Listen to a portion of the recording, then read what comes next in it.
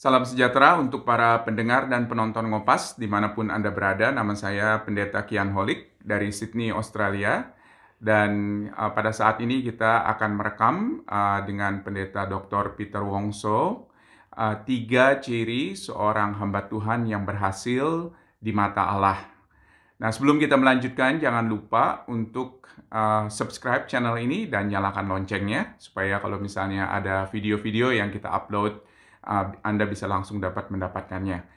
Jadi jangan lupa untuk subscribe dan untuk nyalakan loncengnya. Selamat pagi Pak Wongso, apa kabar Pak? Sehat? Baik, terima kasih. Puji Tuhan, puji Tuhan. Pak Wongso, pada hari ini kita akan bicara 3 ciri seorang hamba Tuhan yang sukses. Tapi tentunya Pak Wongso kemarin bilang sama saya, suksesnya bukan di mata manusia ya. Harus di mata Allah ya, betul ya? Betul. Nah, menurut Pak Wongso, dari pengalaman Pak Wongso, 3 ciri itu apa saja? 3 tanda itu apa saja? Nomor 1 apa Pak? Itu harus kita mengerti tentang isi Alkitab, karena tidak Alkitab Tuhan yang serahkan anak yang tunggal, Tuhan Yesus sebagai teladan yang terbaik. Dan Yesus juga mengatakan dia ada sebagai teladan. Yep. Di John chapter 10. Yep. Dia sebagai gembala yang baik. Dan kita harus mempelajari bagaimana dia jadi gembala yang baik. Yang pertama, dia mentaati kehendak Tuhan. Bukan dia yang mau, dia jalankan kehendak Tuhan. Oleh sebab itu, waktu dia berdoa di Getsemani, dia 3 kali berdoa, bukan kehendak saya sendiri, tapi kehendak Tuhan. Tapi kehendak Tuhan yang jadi. Ya. Itu yang penting sekali. Banyak seorang hamba Tuhan, yang pertama ada yang bermulaan, mereka bisa menutup isi Alkitab, mengikuti teladan-teladan Yesus, ada teladan-teladan rasul-rasul dan sebagainya. Tapi sekian waktu mereka berhasil, mereka akan mendirikan teladan sendiri. Dan lupa teladan sendiri bagaimanapun tidak sempurna, masih kurang. Nah, ini selama puluhan tahun saya melihat cukup banyak hamba Tuhan pada waktu mereka umur 20-an sampai 40, baik sekali. Tapi setelah yang berhasil lumayan, mereka anggap sendiri menjadi teladan untuk hamba Tuhan yang lain. Dan lupa dia masih ada banyak yang kurang. Nah, ini banyak hamba Tuhan demikian. Berarti hamba Tuhan harus masuk sekolah teologi ya? Pasti ya? Untuk mengetahui belum tentu. Belum tentu ya? Ada yang masuk teologi baik, ada yang tidak masuk teologi juga baik. Seperti di Tiongkok itu Wan Mintao, orang Peking, dia tidak masuk sekolah teologi, tetapi setelah waktu dia umur kira-kira 19 tahun, dia bertobat dan dia menggunakan waktu yang cukup banyak membaca Alkitab sebaik-baiknya, dan dia mempelajari teladan Tuhan Yesus. Nah, ini ada satu contoh yang bagus sekali. Dan Dr. Johnson juga demikian. Walaupun dia di Amerika mendapat PhD di ilmu kimia, tetapi kemudian dia dipanggil oleh Tuhan, dan dia baca Alkitab tidak mau bicara tentang kimia, ilmu kimia, dan sekolah dia yang belajar universitas, dia belajar itu anggap dia orang gila. Maka dia di satu gambar kira-kira 190 hari. Dan selama ini dia membaca Alkitab 40 kali. Dan dia menguasai firman Tuhan. Akhirnya dia mau pulang ke Tiongkok.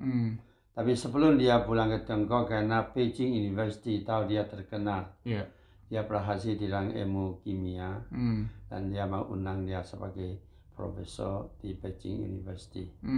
Tapi tahu-tahunya dia waktu dia pulang, dia ijazah PhD itu dia buat di lautan Yeah. Pasifik. Ya.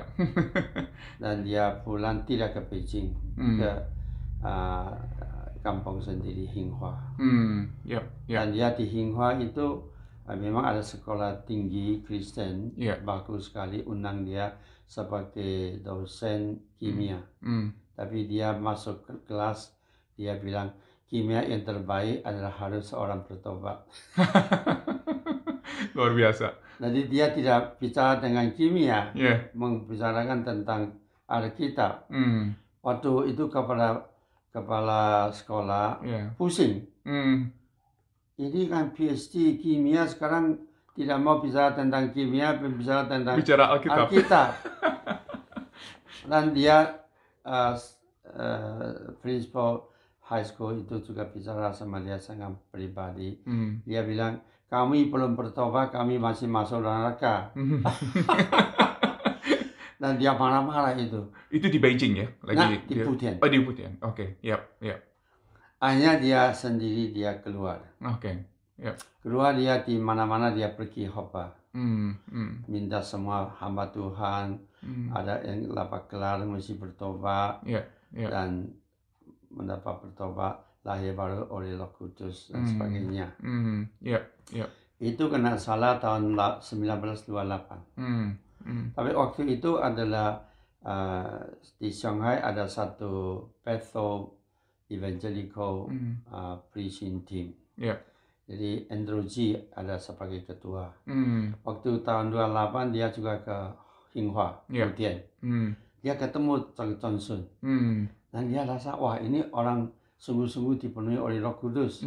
Lebih baik kita bawa dia bersama cari tim, salah satu anggota tim penginjilan ke seluruh Tiongkok. Oh, luar biasa.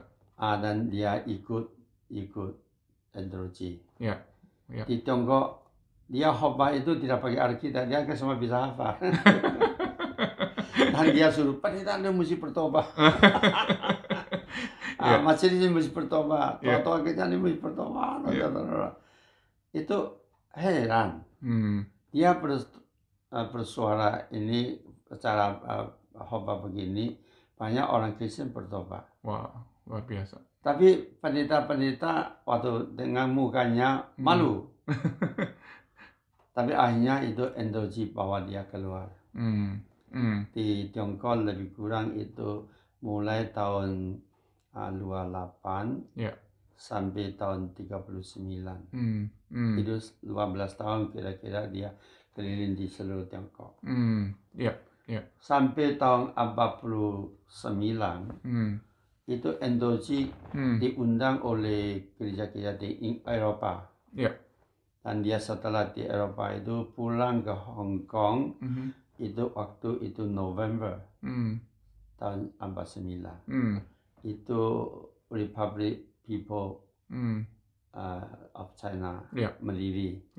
Itu tanggal 1 Oktober. Jadi Endoji nggak boleh pulang. Jadi ada yang dulu di Shanghai itu mereka juga pindah ke Hong Kong. Bethel Evangelical Meeting. Jadi Endoji begitu. Aduh, begini saya ke Taiwan. Dan Dr. Johnson juga ke Taiwan. Dan berkeliling khotbah.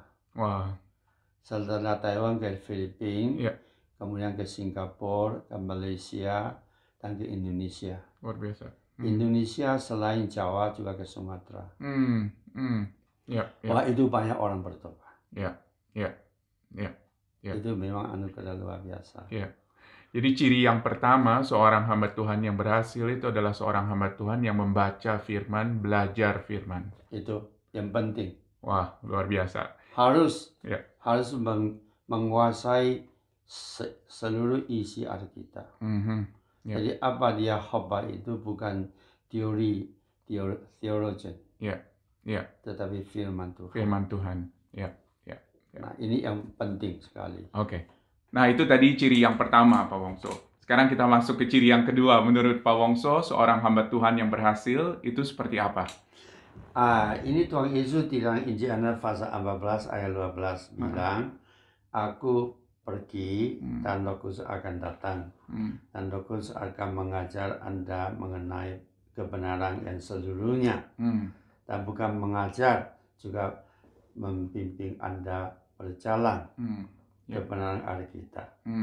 Jadi Roh Kudus setelah Tuhan Yesus sebelum naik ke surga, dia akan pesan, dia pergi, Roh Kudus akan datang. Itu di dalam Kisah Para Rasul pasal 1 ayat 8. Dan memang setelah Yesus naik ke surga, Roh Kudus 40 hari kemudian Roh Kudus turun. Dan Roh Kudus bekerja dengan hamba Tuhan ada satu syarat. Orang itu mesti bertobat. Bertobat artinya melepaskan background yang seadanya. Hanya terima pimpinan Roh Kudus. Pimpinan tentang kebenaran Alkitab. Jadi background PhD ilmu pengetahuan yang mana itu tidak perlu. Harus dibawa pimpinan oleh Roh Kudus. Dan Roh Kudus membantu hamba Tuhan itu mengerti Alkitab. Perjanjian Lama, Perjanjian Baru. Itu semua firman Tuhan sangat penting. Di Perjanjian Lama kadang-kadang Roh Kudus bimbing seorang hamba Tuhan seperti Abraham, Ishak, Yakub, Daud, Solomon dan sebagainya. Nah, itu pimpinan Roh Kudus ada satu syarat. Jikalau kita taat kepada Roh Kudus, Roh Kudus akan pakai. Jikalau kita menganggap saya sudah punya pengalaman, berdasar pengalaman yang ada, tidak bersandar kepada Roh Kudus, pimpinan Roh Kudus, itu akan gagal. Ini yang penting sekali. Kita sebagai hamba Tuhan, karena karunia itu diberi oleh Roh Kudus. Ini Korintus 12 sangat jelas. Semua karunia kita seorang Kristen itu diberi oleh Roh Kudus. Jikalau kita tinggalkan Roh Kudus, tidak mau ikut gerakan Roh Kudus, Roh Kudus akan tinggalkan kita. Pak Wongso pernah punya pengalaman di dalam pelayanan di mana Pak Wongso merasa Roh Kudus memimpin Pak Wongso dengan begitu jelas? Ini begini ya, ini saya memang anak pendeta. Sejak kecil sudah tahu Alkitab. Dan tahun 51 tahun Endoji ke Indonesia, penginjilan dan ke Medan. Dan itu saya masih ingat tanggal 3 Juli 51 dia ada bikin seminar di Medan. Dan kakak saya yang sangat baik, dia karena saya di Indonesia tidak ke gereja karena mau dagang. Jadi kakak saya perempuan itu dia tahu ini ada seminar penting sekali. 2 hari pertama saya nak ikut. Saya bilang, waduh, itu kita sebagai anak pendeta semua sudah tahu. Tapi hari ketiga kakak saya dia berpuasa 1 hari. Dan dia pada sore jam 6 dia bilang sama saya, adik, saya hari ini saya puasa berdoa untuk Anda, malam ini Anda pergi. Jadi saya pergi, malam itu saya masih ingat, Endoji itu bisa dengan Injil Matius 16 ayat 26. Jikalau kita beroleh seluruh dunia dan hilang kenyawanya, apa arti? Karena nyawa seseorang lebih berharga dengan semua harta dunia. Wah, Alkitab ini menggerakkan saya. Saya ke Indonesia itu memang mau dagang mencari orang kaya. Tapi jika beroleh seluruh kekayaan dunia, hilang nyawa, tidak arti. Nah, Roh Kudus gerakan saya. Maka itu malam itu saya bertobat. Saya bertobat itu bukan saya satu orang, itu Endoji bimbing sering meeting itu banyak orang bertobat. Dan ada dia panggil siapa mau jadi hamba Tuhan, bentuk satu persekutuan penyerahkan diri. Jadi waktu itu kira-kira ada 50 pemuda menyerahkan diri. Jadi kami bentuk satu fellowship menyerahkan diri. Jadi kami mulai tiap hari di rumah sendiri berdoa. Tapi hari Sabtu sore, Minggu sore kita berdoa dan kita pergi ke kampung-kampung untuk penginjilan. Itu berhasil. Nah, karena begitu, kira-kira ada 2 bulan yang lebih. Saya rasa saya perlu belajar sekolah teologi. Walaupun saya memang sejak kecil tahu Alkitab, tapi tidak begitu sistematik. Dan banyak pikiran Alkitab kita tidak tahu. Maka itu saya tulis surat kepada Andrew. Saya bilang, melalui share meeting Anda, saya bertobat dan saya mulai penginjilan. Tetapi dengan bagaimana bisa menggunakan Alkitab dengan betul, baik, apakah Anda boleh datang ke Indonesia buka sekolah teologi sama belajar? Saya tulis surat ini di September 51 ini ke Singapura karena dia ada office di Singapura. Tunggu-tunggu tidak ada jawab. Saya rasa waduh ini orang penginjilan yang besar, kami anak kecil dia tidak mau. Ini tahu-tahunya sampai Mei 52. Saya terima surat dari Andrew. Dia kirim dalam surat bilang, sudah ada September yang lalu saya sudah terima. Sekarang saya sudah datang ke Bandung, saya di Jawa. Saya di sini siap sedia untuk membuka sekolah teologi. Dan sekolah teologi akan mulai dari September, Yulatan dari Oktober. Waduh, saya bukan main gembira. Tapi brother-in-law saya, dia juga ada pendeta. Saya kasih tahu kakak saya perempuan, dia setuju. Tapi brother-in-law saya tidak setuju. Dia bilang, buat apa jadi hamba Tuhan? Kami anak pendeta. Kan Ceripaya, sekarang saya ke Indonesia mulai dagang. Nah, sekarang sudah lumayan. Nah, Iu selama 2 tahun lebih, Iu juga belajar lumayan. Sekarang apa mau masuk sekolah teologi? Tidak boleh pergi. Tapi saya bilang, itu Tuhan panggil. Tapi kakak perempuan saya dia setuju. Dan brother-in-law saya tidak setuju. Tapi akhirnya Agustus, kira-kira tanggal 20 Agustus 52, saya kasih tahu brother-in-law saya sampai pergi Jawa, sekolah teologi. Wah, dia marah bagaimana? Dia bilang, selama 2 tahun Anda belajar dagang, sudah masuk jalan. Sekarang mau pergi? Mau tinggal. Lu habis lalu. Kau bilang, nah ini panggilan Tuhan. Nah, saya ngomong panggilan Tuhan. Ayah dia bilang, lu karena mau pergi, nak cari hamba Tuhan, tak boleh pulang. Dan kakak perempuan saya, dia doa. Maka saya ke Bandung. Sambil Bandung, waduh, Tuhan, pendeta Ci tinggal di satu rumah. Itu pemilik rumah orang lumayan, rumah besar. Ada 6 kamar, ada 2 keting ya, ruangan tamu. Dan ada itu apa, parkir mobil dan sebagainya. Saya bilang, waduh ini lumayan ya. Jadi saya tanya pendeta Ci, kampus sekolah di mana? Dia tunggu sebentar, sedang dalam doa. Nggak ada. Saya tanya lagi, dosen-dosen ada berapanya? Dia juga tunggu, sedang berdoa. Saya tanya lagi, jadi murid banyak nak, saya terlambat nak. Nah, saya tanya lagi, kita doa. Semua ada. Waduh, dia berdoa. Itu Endoji berdoa, dia sungguh-sungguh, dia nangis dan doa, Tuhan, saya mau buka sekolah teologi. Sekarang kampus sudah ada, dosen belum ada, murid baru 1. Nah, setelah dia doa kira-kira setengah jam lebih, dia suruh saya doa. Saya menghadapi kampus tidak ada, dosen tidak ada, tempat sekolah tidak ada. Saya juga nangis berdoa. Kita berdua berdoa kira-kira 3 jam. Akhirnya Tuhan Endoji bilang, Tuhan sudah dengar doa kita. You take bath. Malam ini tinggal bersama dengan saya. Malam ini tidak bisa tidur. Kampus tidak ada, dosen tidak ada, tempat sekolah tidak ada. Sekolah teologi di mana? Waduh, malam ini tidak bisa tidur. Brother-in-law saya bilang, itu berhasil, tidak boleh pulang. Sekarang bagaimana? Nah, esok hari setelah makan pagi, dan Endoji bilang, di sini ada 5 misionari Southern Baptist. Mereka lulus di Shanghai, mereka bisa bahasa Tionghoa.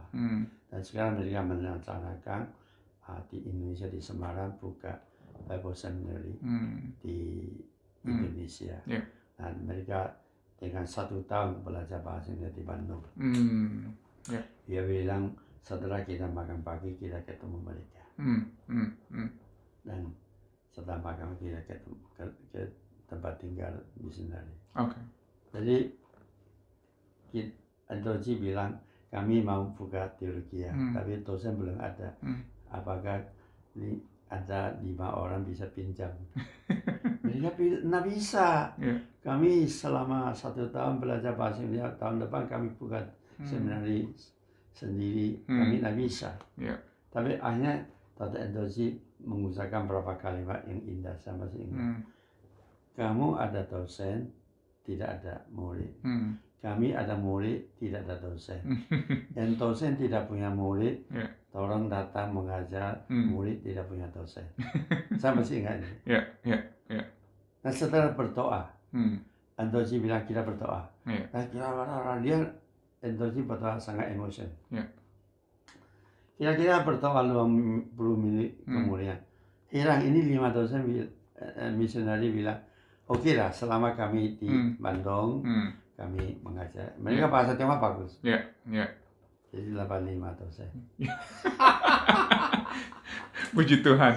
Jadi langsung Anthology pasang koran. Southeast Asia Bible Seminary buka tanggal 19 September tahun 52. Nah, pasang koran itu akhirnya di Bandung ada satu Zumi, dia ada guru sekolah menengah, dia datang. Dari Belitung juga datang baca itu koran, dia datang. Jadi karena tidak salah tanggal 12 sampai 15 ini 3 hari 2 orang datang. Datang jadi ada 3 mahasiswa. Puji Tuhan. Tapi ini masalah datang. Itu Anthology mau pinjam gedung gereja. Jadi pembukaan seminari. Waktu Bandung ada 2 gereja, satu Ho In Tong itu Hokkien, satu Fuqing. Tidak mau. Tidak mau dua-duanya. Tapi mereka bukan bilang tidak mau, bilang kami mesti dapat majelis. Jadi kapan? Itu kami baru dapat majelis. Kapan lagi? 3 bulan kemudian. Ini orang Jawa. Akhirnya Anthology sudah umumkan. Tanggal 19 September 1950. Akhirnya kami dapat satu rumah juga lumayan, jalan Pasundan 54. Itu ada 6 kamar tidur, 2 ruangan tamu. Jadi belakang ada kapal dan sebagainya. Lumayan bagus. Jadi seorang yang diberkati, dipimpin oleh Tuhan di dalam rohnya.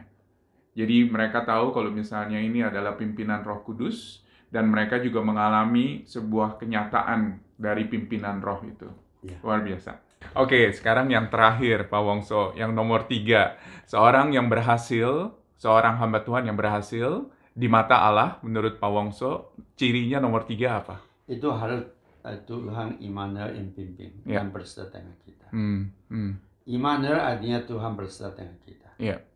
Ini dalam perjanjian lama di Yesaya 7:14. Tapi di perjanjian baru Matius pasal 1 ayat 3. Itu Ibu Mary sudah berhamil tapi belum kawin. Jadi calon suami itu Yusuf dengar ini, dia juga orang baik, mau dengan diam-diam aja cerai.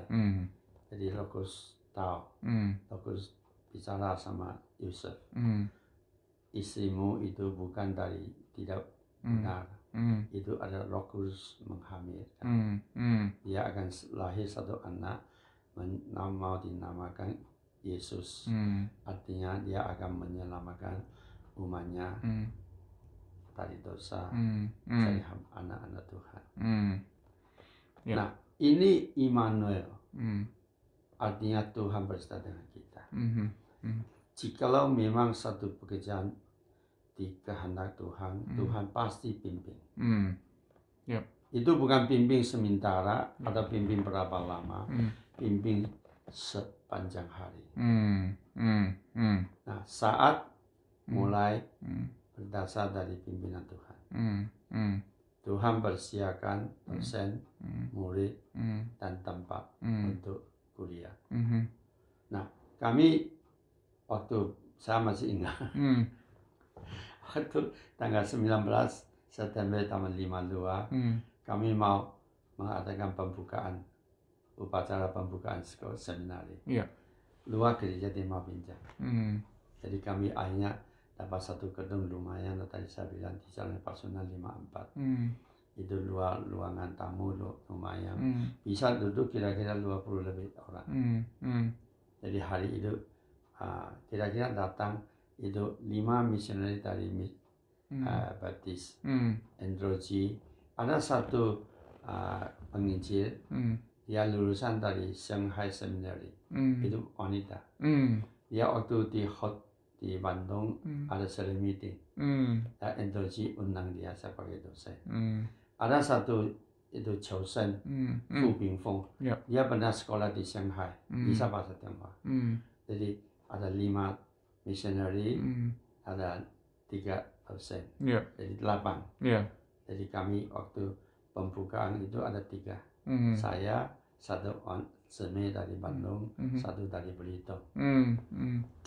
Jadi di ruangan tamu di Pasundan 54 itu. Hari itu kira-kira datang cukup penuh, 20 lebih 30 orang itu. Jadi Androgy wah puji Tuhan.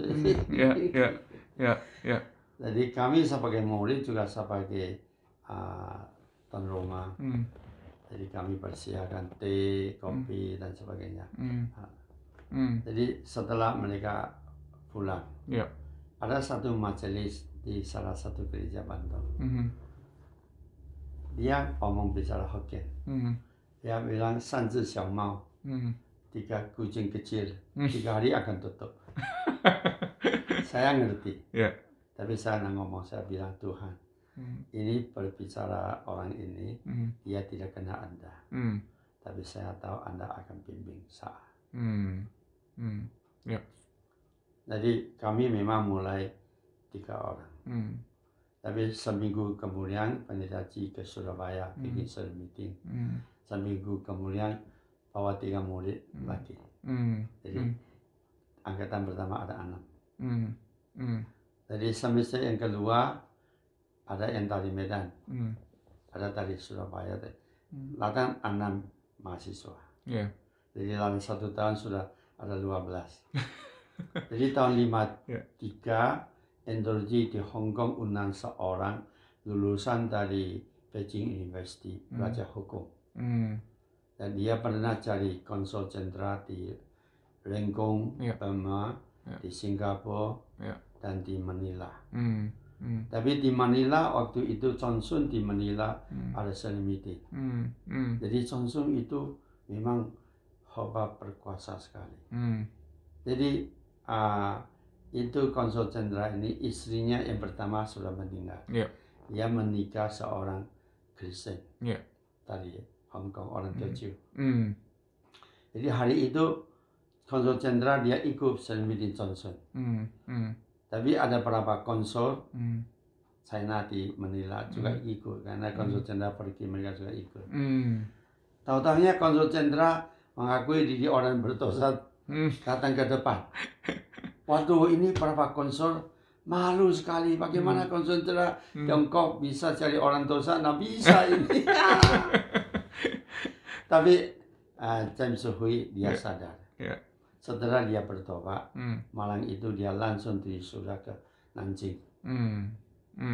Itu Asia-Bu Foreign Department. Dia mundurkan diri. Dia tidak mau jadi konsul jenderal. Dia langsung dengan istrinya ke Hong Kong. Anak istrinya adalah satu anggota gereja Anglican Church. Jadi dibawa Bishop Anglican di Hong Kong, bantu James Hui. Kira-kira 3 tahun. Akhirnya mendapatkan dia sebagai hamba Tuhan. Wow, luar biasa. Jadi dia di Hong Kong itu mulai 36 sampai 48, 12 tahun. Ya pimpin gereja, juga ada satu anak yatim piatu dia memelihara. Jadi tahun 52 Androji mulai saat di Malang, di Indonesia, dan dia kenal orang kenalkan ini James Hui. Maka itu Androji undang James Hui jadi kepala sekolah di saat. Jadi tahun 53 bulan Juni dia datang. Nah istrinya memang seorang ibu pendeta yang bagus sekali. Jadi dia datang jadi kepala sekolah kami. Dan di situ Pak Wongso mengalami bagaimana Allah adalah Allah yang Immanuel. Betul. Yang memimpin dengan jelas sekali. Jadi saat ini Androji ada prinsip. Pertama, kita tidak terima beasiswa dari murid. Kedua, kita tidak mentagih keuangan dari siapapun. Kecuali Tuhan menggerakkan orang Kristen sendiri menyumbang. Nah, gampang. Jadi akhirnya kami mulai di Bandung. Di Bandung karena 1 tahun setengah itu murid bertambah. Jadi Bandung itu tidak ada tempat. Jadi di Malang kami ada satu sekolah menengah. Jadi Androji pikir kita sekolah teologi bersama dengan sekolah menengah. Tapi James Hui ke Malang, dia bilang, oh ini tidak cocok. Tapi waktu itu di Malang ada satu MCA punya hotel kosong. Jadi kami pakai itu MCA punya hotel. Akhirnya ada orang kenalkan ada sebidang tanah sebesarnya 4.800 meter. Ada satu bangunan gedung mau untuk pabrik rokok. Tapi tetangga tidak setuju. Jadi kira-kira 3-4 tahun tidak pakai. Jadi orang kenalkan akhirnya kita beli itu bidang tanah. Itu 4.800 meter persegi besar. Punya uangnya? Ada uangnya? Bukan. Jadi heran. Itu laran luar minggu. Di Surabaya ada 3 majelis gereja. Masing-masing kasih 100.000. Wah, besar ya 100.000 waktu itu. Waktu itu besar. Jadi menutupi beli tanah. Jadi kami ada angkatan pertama tahun ini semua anugerah Tuhan luar biasa. Amin. Hanya dia undang lagi dosen dari Hong Kong dan ada undang misionaris dari UMF. Jadi kami kemudian ada 8 dosen. Jadi ada 18 mahasiswa. Tapi di Bandung itu karena tempat kurang, jadi maka kita pindah ke Bandung. Tadi di mana kita beli casing itu ada 4.800 meter persegi. Jadi James Hui datang. Dia kan pernah jadi konsul jenderal, dia tahu bagaimana usaha. Jadi 3 ciri hamba Tuhan yang memperkenankan Allah, yang dipimpin oleh Allah, yang berhasil di mata Allah adalah seorang yang tahu firman Tuhan, seorang yang dipimpin roh, dan yang ketiga seorang yang percaya kepada Allah adalah Allah yang Immanuel. Terima kasih banyak Pak Wongso sudah berbagi dengan kita, dan kita senang sekali Pak Wongso bisa bicara dengan kita, ngobrol dengan kita. Minta dengan hormat Pak Wongso untuk berdoa supaya hamba-hamba Tuhan yang mendengarkan, mereka juga boleh memuliakan Allah. Silakan. Kita berdoa. Bapa kami yang di dalam surga, terima kasih Engkau Bapa yang hidup dan Bapa yang memberi hidup kepada yang percaya. Selama puluhan tahun anakmu, karena anugerah Tuhan dengan gerakan Roh Kudus, saya dilahirkan pula oleh Roh Kudus memperoleh hidup yang kekal. Dan selama puluhan tahun, 70 tahun, hamba-Mu mengalami Tuhan yang hidup. Tuhan Immanuel itu ada sungguh-sungguh pimpin perjalanan pelayanan kami. Mulai dari kecil dan sekarang jadi besar. Selama 70 tahun saat dari 3 mahasiswa yang pertama, kemudian sampai sekarang alumni lebih kurang 1.800 dan tersebar selain Indonesia ada di Singapura, Malaysia, Tiongkok, Hong Kong, Taiwan, Amerika, Eropa, Kanada, dan Australia. Itu semua pimpinan Tuhan. Kami kembalikan semua kemuliaan bagi Tuhan. Kami naik puji syukur karena Tuhan hidup. Tuhan yang mulai, Tuhan yang pimpin, dan Tuhan mencukupi segala kebutuhan kami. Mulai keadaan seminari Alkitab Asia Tenggara hampir 70 tahun. Itu membuktikan Tuhan yang hidup sungguh-sungguh. Tuhan pimpin sungguh-sungguh. Kapan Tuhan meninggalkan kami, kami akan langsung tidak ada. Oleh sebab itu kami mengalami Tuhan Immanuel hidup bersama dengan kami dan pimpin perjalanan kami. Dan Tuhan Immanuel akan bertanggung jawab segala kebutuhan. Selain dari tenaga dosen, tenaga mahasiswa, dan keuangan, dan sebagainya. Dan Tuhan akan tanggung jawab. Oleh sebab itu, jikalau semua pelayanan kita bersama dengan pimpinan Tuhan Immanuel, kami tahu itu akan berhasil. Kami kembalikan semua kemuliaan bagi Tuhan. Demi nama Yesus kami berdoa. Amin.